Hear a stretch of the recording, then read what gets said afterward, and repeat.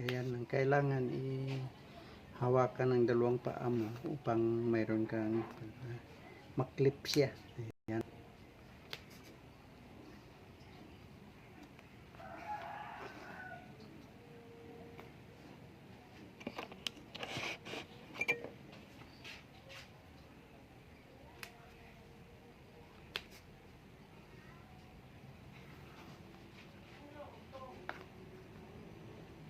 Ayan.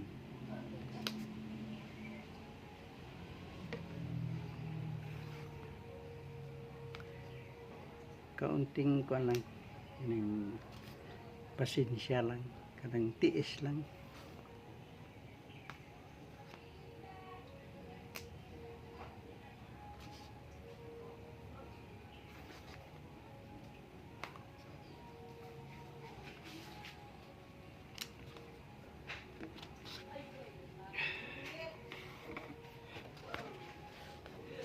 Ayan, so kapag balat ito o matigas o leather, tawag natin, ikaw na ang bahala mag-presyo sa customer. Kung matigas, siyempre ang balat matigas na siya. Ito rubber lang po siya. Kaya ang singil ko ito is 50 pesos lang po ito. Dalawa.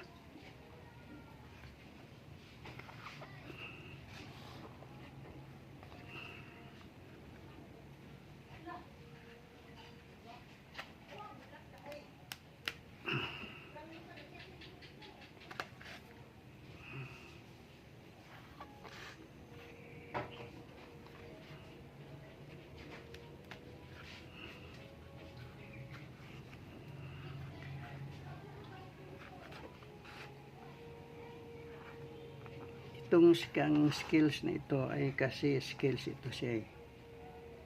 Kapag marunong ka na nito, pwede ka rin mag-step up nito.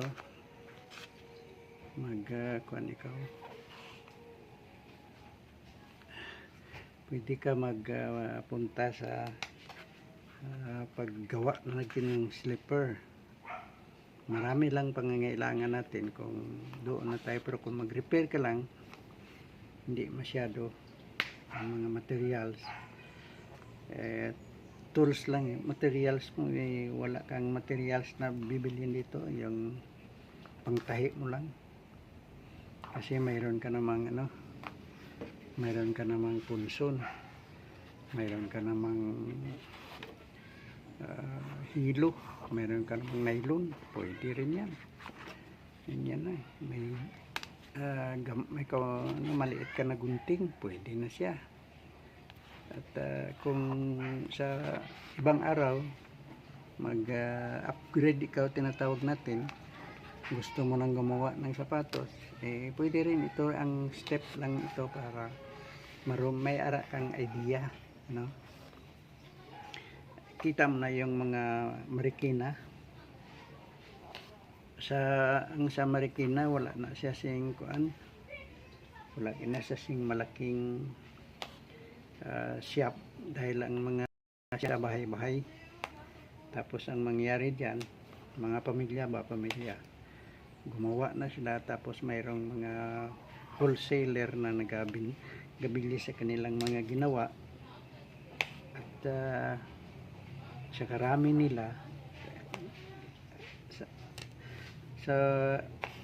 may mga panahon na sa isang lugar sa Marikina, maraming mga pamilya ang nabubuhay dyan sa ganitong uri ng hanap buhay. At ito ay tinatawag natin na isang kabuhayan ng mga taga Marikina. Dahil dito napaaral nila ang mga anak nila, napatapos nila ang mga anak nila, na nagiging permanente ang kanilang trabaho hanggang matapos ang mga anak sa pag-aaral nila at nakakuha sila ng mga kurso. Nandiyan na nag-start na ang kanilang pamumuhay na masagana. dahil yung ibang mga anak nila ay nagiging professional na sa gawain ito. Marangal naman itong klaseng skills nito. Katulad din sila ng mga barbero, mga mason, carpentry, ganun pa rin sila. Ang maganda dito dahil hindi mo kailangan ang malaking pera upang magkaroon ka nitong skills nito. Kasing ang iba magastos ka pa ng mga malalaking gagastusin sa pag aral ng tawag natin ng mga skills, lalo na sa sa carpentry. Mag-aral ka rin sa carpentry. Kung sa TESDA yan, naka-offer yung ating TESDA. Sa driving, mag-aral ka, mayroon ka pa rin babayaran dyan. So, dito sa akin wala kayong babayaran. Kung gusto nyo nga magpunta ako sa inyong lugar, ang gagawin lang natin, mag-ipon lang kayo ng 10 tao dyan, tapos mag-lecture ako, magdala ako ng mga materyales, mga tools, at yan lang, tools lang ang kailangan ninyo.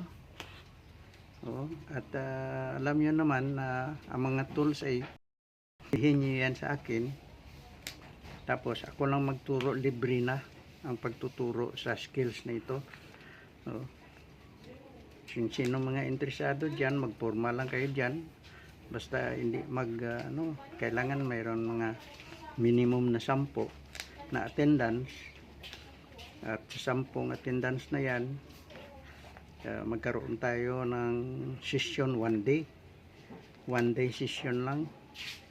Tapos magdala ako ng mga materials o tools, at ang babayaran ng inyo sa akin yung mga tools. Yung skills ko wala na, gusto ko lang ibahagi sa inyo yung skills nito, kaya ako naniniwala na ito po ay makatulong sa atin mga kababayan. Kaya ito na, tapos na.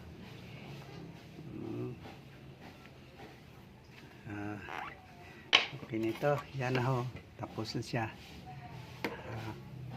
Kaya kung salamat sa inyong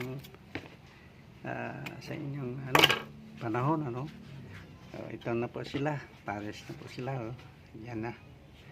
At pwede na natin ibigay ito sa may-ari, at makapira na tayo. Okay. At guys, maraming salamat sa inyo lahat, at